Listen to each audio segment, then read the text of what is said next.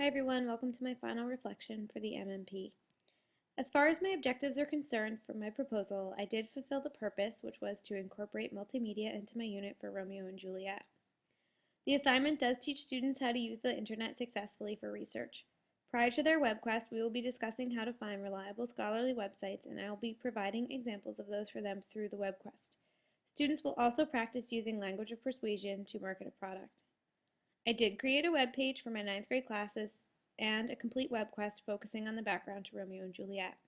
The web page is here. It focuses mainly on the assignment and includes all the information that students need for it.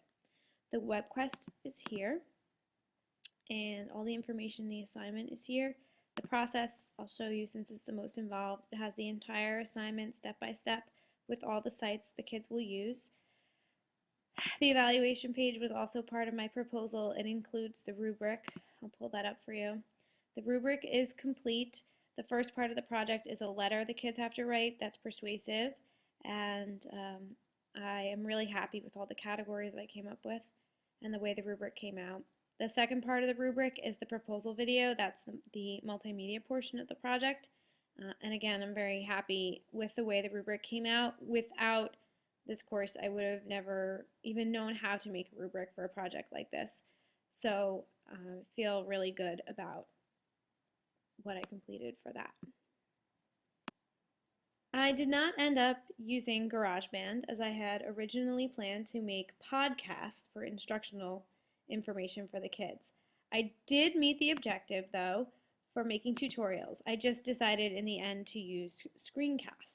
After some careful thought, I realized how much more useful a screencast would be to demonstrate the skills needed to use iMovie to create the final products. I also decided not to use ProShow Web, which I mentioned in one of my updates, since I found out my school has iMovie on the computers in our lab. This way students don't have to sign up for any websites, they can just use the software available. I do believe that the project presents a task to students that involves collaboration, creativity, and innovation, which was my goal. The project has challenged me in many ways. I had to put myself out there on the internet for it to work. I was hesitant about making these tutorial videos, but there was a reason why I wanted to make them, since they're essential to the project's success, and in the end I'm glad I did. I don't think my project would work without them. As I mentioned in my previous update, due to several setbacks with school this year with planning and cancellations, I am not at the point where the students have started the project, but we're ready to soon. The unit will be beginning soon. As far as the planning goes, I feel like it has been a huge success though, since it's ready to implement with them. All I have to do is get parent permissions and have the kids sign up for the wiki. As far as parent permissions go, I have a letter here that just explains the assignment and how we'll be using the internet, what we'll be using it for, what the sites are. I tell the parents I'll be putting information up on our grading website that they can access, and of course they're welcome to access any of the sites as well with their students. One of the most important influences on my success was the ability to share my project and learn about my classmates and their projects. I found that it helped me tremendously knowing what my peers were expecting of themselves and their students. It pushed me to test my own boundaries and think outside the box. I'm not so sure it would have been so easy to make my own YouTube channel had I not realized that many other teachers are doing the same thing. The advice they had was always helpful, and it was really, really helpful knowing what others were doing with their assignments and gave me some great ideas. It really was inspiring. As far as the role of technology in teaching, this course has really given me the foundation I needed to change the way I teach. My resources are a little limited, but that has never stopped me from pursuing the lessons I wanted to teach my students regarding technology.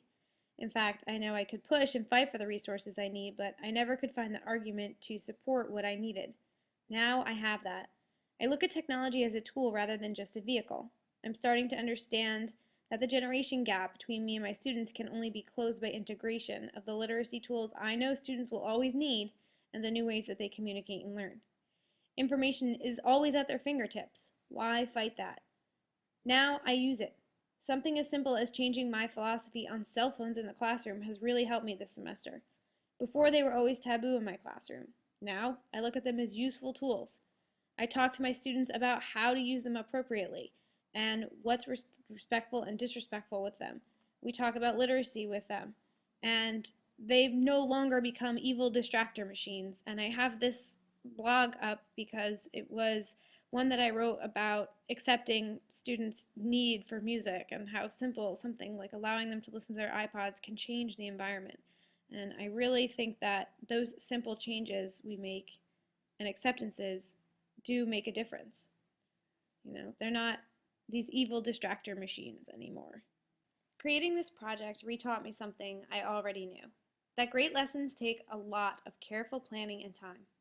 I've often thought I would never have created a project like this without some serious motivation, for example, college credits.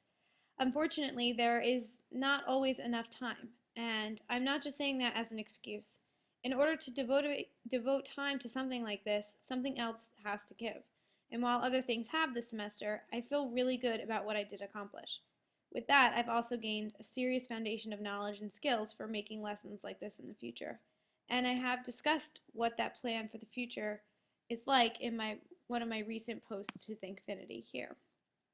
I feel good about trying to get 1 to 2 new assignments like this made each year. I've learned that setting realistic goals is also key to my success as a teacher using technology, and that I can't expect everything to always go perfectly or according to plan. I did have to change my project a few times, and I think it worked out for the better. The overall look of my project was achieved only through the readings from earlier this semester.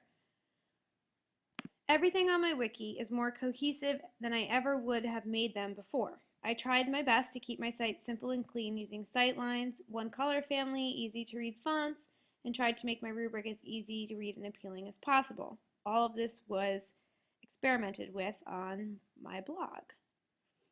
For all these things, I tried to stick with many of the basics I learned from Galinsky and Hagen when I compared these two websites actually for my blog post. That's when I think that this stuff really started to stick with me. And of course, experimenting with some of these theories really helped as well throughout my blog. I am extremely hopeful for the future of this project. Since I have touched on that in my reflection already, I'll just say that this project will be implemented in my upcoming unit on Romeo and Juliet. I plan to revise and reuse this assignment in the future. I hope to update it with changes in technology as I learn them. Whenever I have students complete an assignment like this, I always ask them to reflect so I can revise it appropriately. I think my students will welcome this assignment.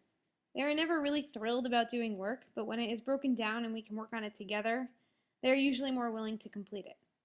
I'm hopeful it will be received well by my boss. She, as well as the state, are looking for more meaningful uses of technology in our curriculum, and that is what I believe I've accomplished. As far as keeping myself motivated, I know it will mean that I will have to stay involved in the online communities I have joined and will have to bond with other teachers at my school who share the same passion for using technology in their lessons.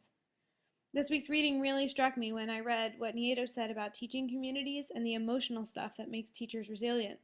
Quote, she describes teaching as an intellectual endeavor which involves love, anger, and depression, and hope and possibility. End quote. I couldn't say it better. As a teacher who is constantly reflecting and trying to do better, I feel like I am constantly feeling all those things. I hope you enjoyed hearing about my MMP. Thanks for listening.